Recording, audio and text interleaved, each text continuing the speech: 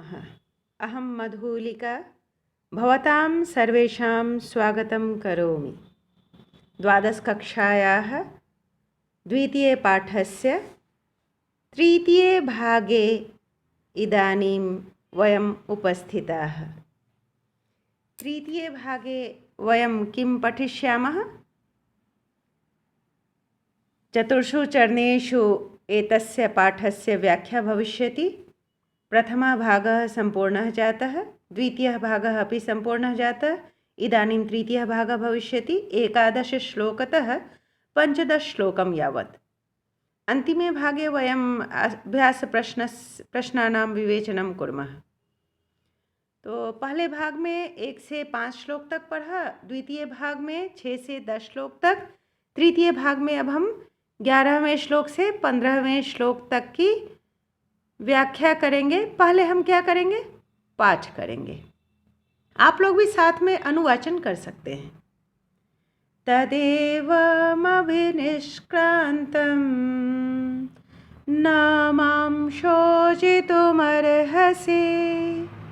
भूत्वापि हि चिरं श्लेषः कालेन न भविष्यति ध्रुवो यस्माच्च विश्लेषस्तस्मान्मोक्षाय मे मतिः विप्रयोगः कथं न स्यात् भूयोऽपि स्वजनादिति यदपि स्यादसमये यातो वनमसाविति अकालो नास्ति धर्मस्य जीविते चञ्चले सति एवमादित्वया सौम्य विज्ञाप्यो वसुधाधिपः प्रयतेथास्तथा चैव यथा मां न स्मरेदपि अपि नैर्गुण्यमस्माकं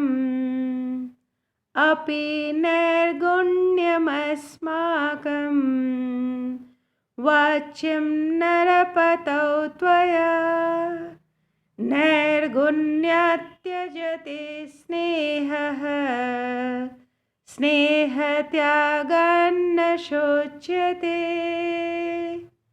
नैर्गुण्यात् त्यजते स्नेहत्यागान्न शोच्यते स्नेहत्यागान्न शोच्यते। कितनी बड़ी बात कही गई है।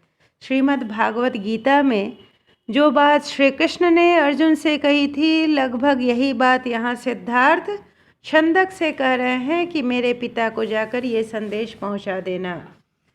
क्या कहते हैं कि तत् एवं अभिनिष्क्रांतम न माम शोचितुम अर्हसि। तत् फिर, तत् मतलब फिर, एवं इस प्रकार से, अभिनिष्क्रांतम माम, अभिनिष्क्रांतम अर्थात निकले हुए, माम मतलब मुझको, इस प्रकार से, फिर ऐसे, इस प्रकार से, इस विचार से। क्या विचार था? पहले श्लोक में हमने पढ़ा, वो मोक्ष के लिए निकले हैं, जरा मरण के नाश के लिए निकले हैं, जिससे फिर कभी वियोग न हो अपनों से। तो इस बुद्धि से, इस विचार से, फिर इस तरह से निकले हुए मुझको नहीं शोचितुम अर्हसि, सोच कर सकते हैं, दुख कर सकते हैं, आप दुखी नहीं हो सकते। इस तरह से निकले हुए मेरे प्रति आप दुखी नहीं हो सकते। भूत्वा अपि, भूत्वा होकर, अपि मतलब भी, ही क्योंकि, क्यों नहीं सोच कर सकते? क्योंकि चिरम श्लेष भूत्वा अपि, चिरम लंबे समय तक, श्लेष अर्थात संयोग, मिलन, मिलन होकर भी कालेन न भविष्यति, समय तक, लंबे समय तक, समय से यह नहीं रहेगा। तो जब यह लंबे समय तक श्लेष नहीं रहेगा, संयोग नहीं रहेगा, तो फिर आपको दुखी नहीं होना है। मैं किसी उद्देश्य से निकला हूँ। फिर से देख ले, अन्वय के रूप में, तत् एवं निष्क्रांतम माम न शोचितुमर्हसि हि चिरं श्लेषः भूत्वा अपि कालेन न भविष्यति।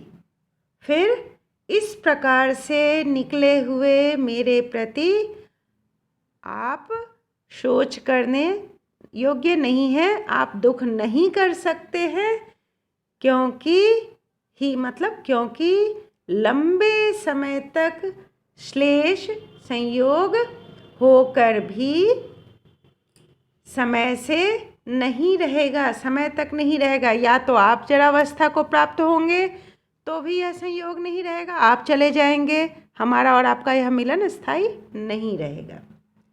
तो वे आगे कहते हैं, ध्रुवो यस्माच्च विश्लेषः, ध्रुव निश्चित रूप से, यस्मात् जिससे, च मतलब और जिससे निश्चित रूप से विश्लेष है, श्लेष का विलोम है यहाँ पर, विश्लेष वियोग निश्चित है, तो तस्मात् उससे, उस कारण से, मे मति मोक्षाय, मेरे बुद्धि, मेरा विचार मोक्ष के लिए है।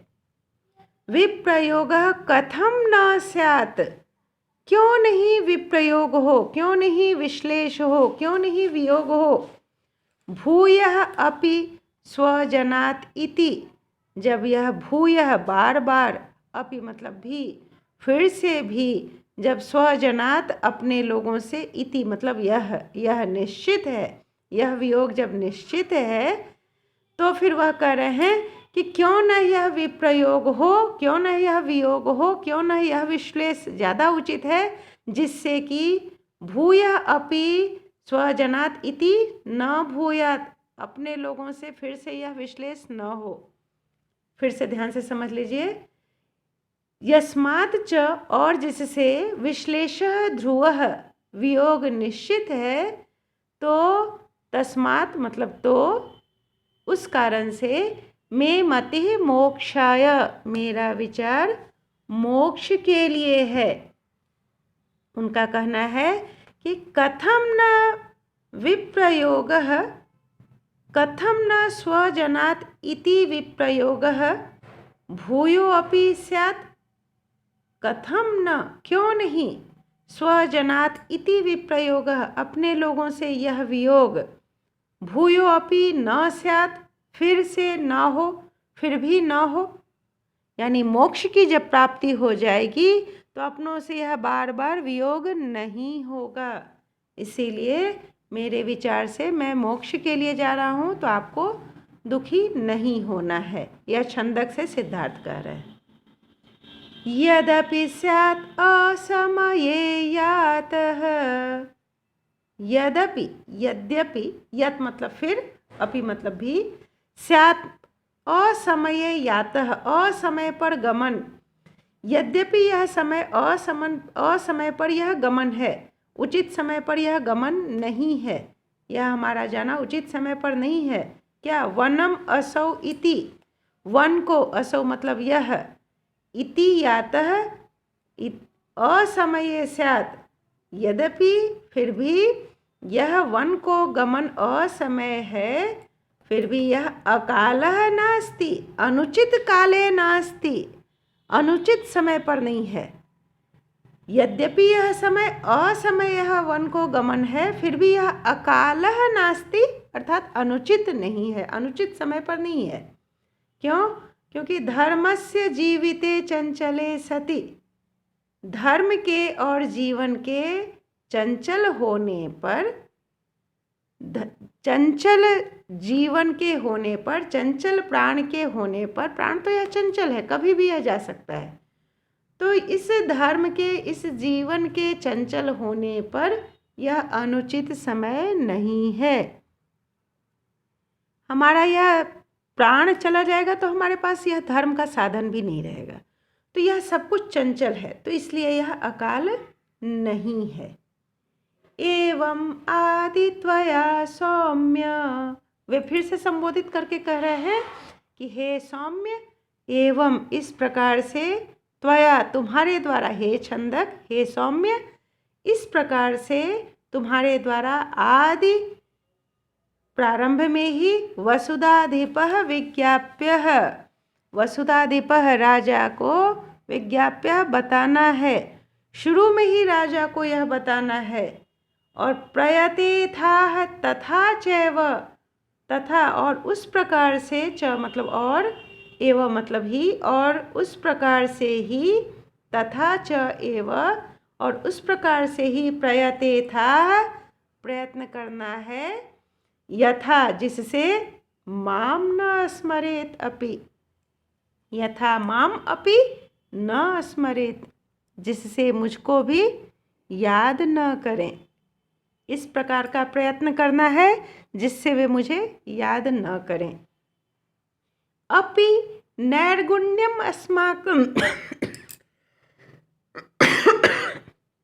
क्षमा करेंगे। अपि नैर्गुण्यम अस्माकं, अस्माकं हमारा, नैर्गुण्यम अपि वाच्यम, यह नैर्गुण्य भी बताना है। नैर्गुण्यम अर्थात निर्गुणता, यह जीवन के प्रति जो मेरी उदासीनता है, यह जीवन जो निर्गुण है, मेरी जो यह निर्गुण विचारधारा है, इसको भी, यानी मेरी यह उदासीनता, आपके प्रति जो मैं यह उदासीन हो गया हूँ, मेरे प्रति उनके मन में थोड़ा लगाव को खत्म करना है। इसीलिए वे छंदक को कह रहे हैं कि तुम हमारी निर्गुणता को भी, उदासीनता को भी बताओगे, बार बार बताना है। नरपतौ राजा को, त्वया तुम्हारे द्वारा, तुम्हारे द्वारा, नरपतौ नरपति में सप्तमी विभक्ति है, राजा में जो हमारा नैर्गुण्य है वह भी बताना है। त्वया अस्माकं नरपतौ नैर्गुण्यम अपि वाच्यम, तुम्हारे द्वारा राजा में मेरी निर्गुणता को, मेरी उदासीनता को, हमारी उदासीनता को भी बताना है। क्योंकि नैर्गुण्यात् त्यजते स्नेहः, नैर्गुण्यात् निर्गुणता से, उदासीनता से, स्नेह त्यजते, स्नेह का त्याग होता है, स्नेह छूटता है। निर्गुणता से, उदासीनता से, विलगाव से स्नेह छूटता है मेरे प्रति।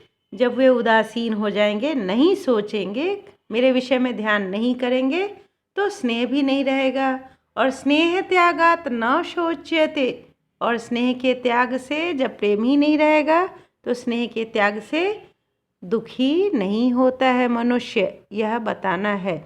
श्रीमद् भागवत गीता की पंक्ति याद होगी आपको, विषयान् ध्यायतः पुंसः संगः तेषुपजायते,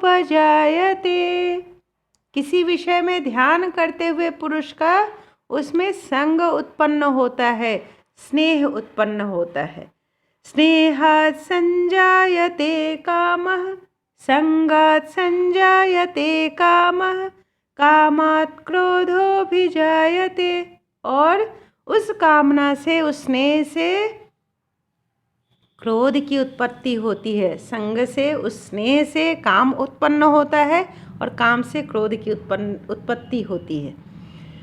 तो नाश तो होना ही है, इसीलिए राजा को पहले ही से उस स्नेह का, उस लगाव का नाश करवा देना है। उसी निर्गुण भाव को, जिस प्रकार से कृष्ण ने अर्जुन के मन में उदासीनता, इस संसार के प्रति उदासीनता को भरना चाहा था, निर्गुणता को भरना चाहा था, अकाट्य सत्य है मृत्यु, इस बात को बताना चाहा था कि केवल अपना कर्तव्य करो, कर्मण्येवाधिकारस्ते मा फलेषु कदाचन, कर्तव्य करो, परिणाम मत सोचो, क्योंकि मृत्यु तो निश्चित है, सबको मरना है।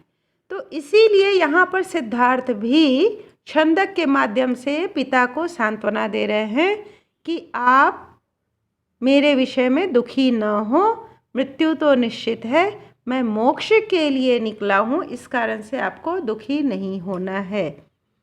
तो आज समझ में आ गया, ये सारे पाठ समझ में आ गए हैं। अगले भाग में हम पाठ की विवेचना करेंगे, कैसे?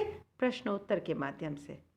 तो अगला भाग हमारा अभ्यास प्रश्नोत्तर होगा। तब तक के लिए धन्यवाद। आप ध्यान से देखें, समझें, ताकि हम अगले भाग में अभ्यास प्रश्न सही ढंग से कर सकें।